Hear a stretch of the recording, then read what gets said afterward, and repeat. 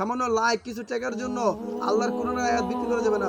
আপনি আমি সবচেয়ে বড় স্বার্থপর যদি আল্লাহ রসুলের কথা বললা, জান্নাত জাহান্নামের কথা বললা কোনো বিনিময় খুঁজি, আল্লাহ রসুলের কথা বললা 1 টাকা বিনিময় নিব না, এমনকি লাইক কমেন্ট শেয়ার কিছু নিব না।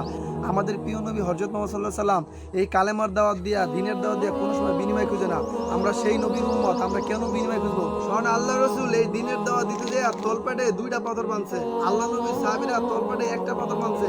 এই দিনের দাওয়াত দিতে যায় সাহাবীরা গাছে লতা পাতা গাইছে।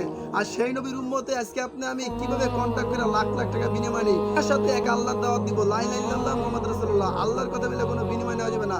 যারা আল্লাহ রসুলের কথা বলে বিনিময় নিবে না, পারিশ্রমিক নেবে না, তারাই হেদায়েত তো আল্লাহ বলে তাদের অনুসরণ করতে। আল্লাহ রসুলের কথা বলে কোনো অবস্থায় বিনিময় নেওয়া যাবে না।